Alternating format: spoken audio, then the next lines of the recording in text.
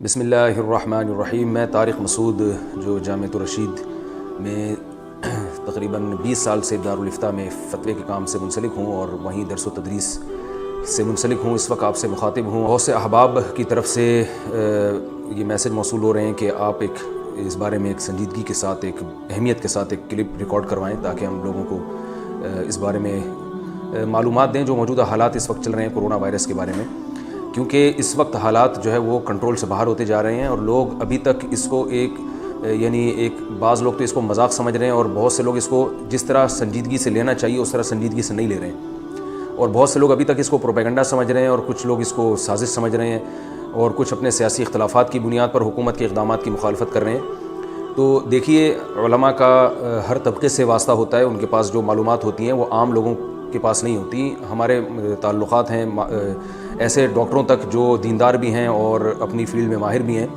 آپ دیکھیے اٹلی میں کیا تباہی پھیلی ہے، لاشیں اٹھانے والا کوئی نہیں ہے، لاشوں کو جلایا جا رہا ہے۔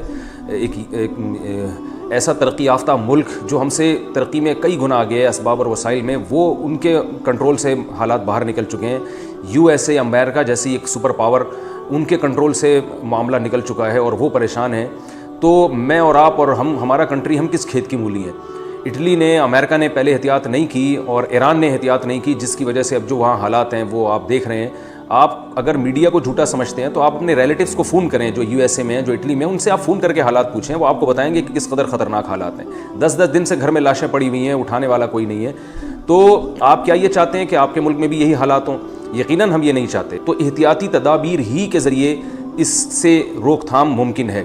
تو اس لیے جو اس کو پروپیگنڈا کہہ رہا ہے یا جو اس طرح کی باتیں نیگیٹیوٹی پھیلا رہے ہیں کہ یہ فلاں کی سازش، یہ فلاں کی سازش، ان خبروں پہ کان نہ دھریں، اور جو گورنمنٹ آپ کو ہدایات دے رہی ہے اس پہ پابندی سے عمل کریں۔ وہ ڈاکٹروں کا پورا پینل ہے جو ہدایات دے رہا ہے اور اس کی ہدایات کی روشنی میں لوگوں کو احتیاط کا حکم دیا جا رہا ہے، اور یہ احتیاطیں قرآن و حدیث سے ثابت ہیں۔ رسول اللہ صلی اللہ علیہ وسلم کی صحیح حدیث ہے، صحیح بخاری میں آپ صلی اللہ علیہ وسلم نے فرمایا، جب طاعون پھیل جائے تو جو شخص اپنے گھر میں قرار پکڑے گا صبر کرتے ہوئے اور اللہ سے اجر کی امید کرتے ہوئے، کان لہ مثل اجر الشہید، آپ صلی اللہ علیہ وسلم نے فرمایا اس کو شہید کا اجر ملے گا۔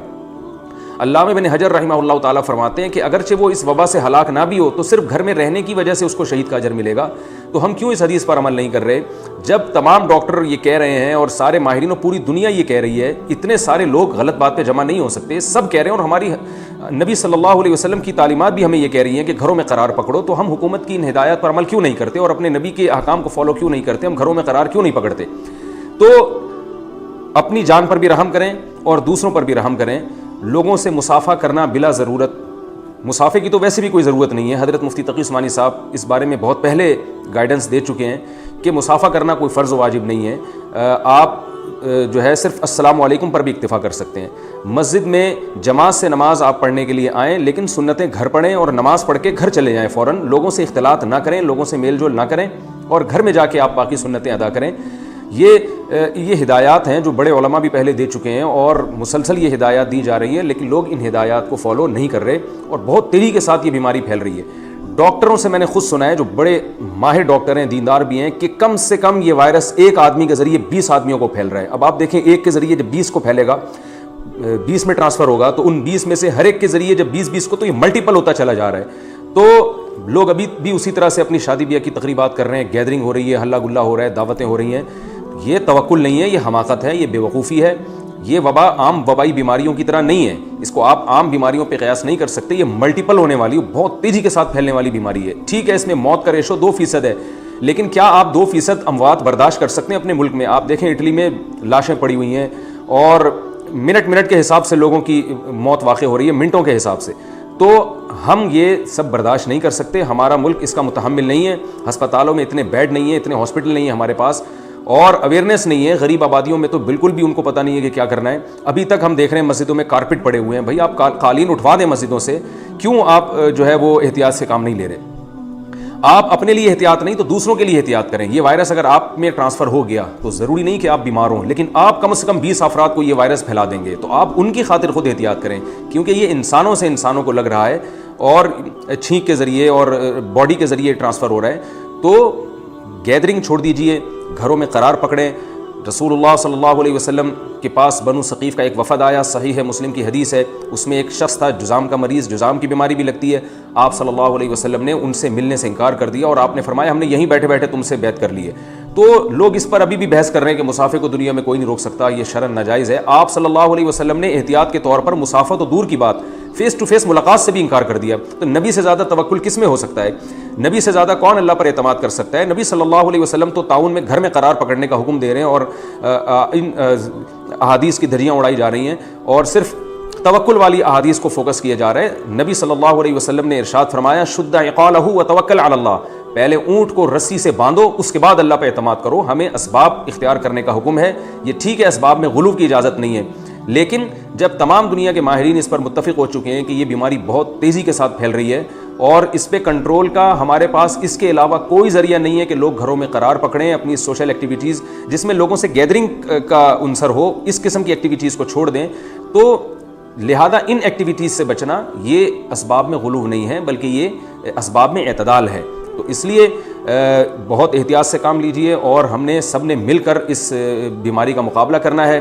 یقیناً یہ اللہ کی طرف سے آزمائش ہے جس میں وہ اپنے بندوں کو ڈراتا ہے وَلَنَبْلُوَنَّكُمْ بِشَيْءٍ مِّنَ الْخَوْفِ وَالْجُوعِ وَنَقْصٍ مِّنَ الْأَمْوَالِ وَالْأَنفُسِ وَالثَّمَرَاتِ۔ سورہ بقرہ میں اللہ کا ارشاد ہے ہم تمہیں ضرور بھی ضرور آزمائیں گے، بھوک کے ذریعے، موتوں کے ذریعے، بیماریوں کے ذریعے، تو یہ اسی طرح آزما رہے ہیں۔ اور فرمایا کہ وَبَشِّرِ الصَّابِرِينَ، صبر کرنے والوں کو آپ خوشخبری سنا دیں۔ تو صبر بھی کرنا ہے ہم نے، احتیاط بھی کرنی ہے۔ صبر کا تقاضا یہ ہے کہ واویلا نہ کیا جائے، اگر کوئی اس بیماری میں مبتلا ہوتا ہے تو اس کے علاج کی فکر کی جائے، احتیاطی تدابیر اختیار کی جائے اور یہ یقین رکھا جائے کہ ہمیں لا یصیبنا الا ما کتب اللہ لنا، ہمیں وہی مصیبت پہنچی ہے جو اللہ نے ہمارے مقدر میں لکھ دی تھی، اور جو مصیبت ہمارے مقدر میں نہیں ہے وہ نہیں پہنچ سکتی، اور موت کا ایک وقت متعین ہے، ہر چیز کا ایک وقت متعین ہے، اور ہر پریشانی میں اللہ نے ہمارے لیے اجر رکھا ہے۔ یہ مطلب ہے صبر کرنے کا۔ تو اس صبر کا ہمیں اللہ نے، اس کے رسول صلی اللہ علیہ وسلم نے حکم دیا ہے۔ واویلا نہیں مچانا، اعصاب کو جو ہے نا وہ ایسے کام نہیں کرنے کہ آپ کے اعصاب ڈھیلے ہو جائیں اور آپ پریشان ہونا شروع ہو جائیں۔ تو مقصد اس کلپ کا آپ کو ڈرانا اور پریشان کرنا نہیں ہے، مقصد یہ ہے کہ آپ احتیاط کریں، احتیاط۔ اس کے باوجود بھی اگر کوئی پریشانی ہوتی ہے تو پھر اللہ سے اجر کی امید رکھی جائے۔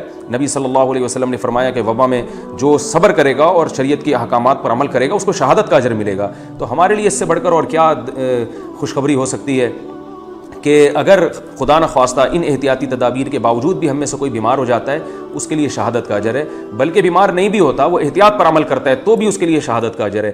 تو ہمارے لیے اس سے بڑی خوشخبری کی بات نہیں ہو سکتی۔ تو مل کر اس جانور کو اور اس جرم کو ختم کرنے کی کوشش کریں، بلا وجہ گیدرنگ نہ کریں مل بیٹھ کر۔ اللہ تعالیٰ سے دعا ہے کہ اللہ تعالیٰ ہمیں استغفار کی کثرت کی توفیق عطا فرمائے، جیسے قرآن میں اللہ نے فرمایا کہ ہم یہ اس لیے تمہیں آزمائیں گے تاکہ تم اللہ کی طرف رجوع کرو۔ تو اللہ نے چاہا تو یہ بیماری انشاءاللہ ختم ہو جائے گی، لیکن یہ بیماریاں اور یہ آزمائشیں ہمیں بتا رہی ہیں کہ دنیا مسافر خانہ ہے، تو ہم نے کثرت سے استغفار کرنا ہے، اللہ سے رجوع کرنا ہے۔ ابھی بھی لوگ اس پہ مذاق بنا رہے ہیں، اس کو کرونا وائرس کو، اور اس پہ ایسے لطیفے کس رہے ہیں، تو یہ ان چیزوں کا وقت نہیں ہے۔ اللہ سے توبہ استغفار کرنی چاہیے، گناہوں سے معافی مانگنی چاہیے، اور تاکہ یہ بیماری ہمارے حق میں، یہ وائرس ہمارے حق میں اللہ کی رحمت بن جائے۔ اور یہ بیماریاں آتی رہیں گی، جاتی رہیں گی۔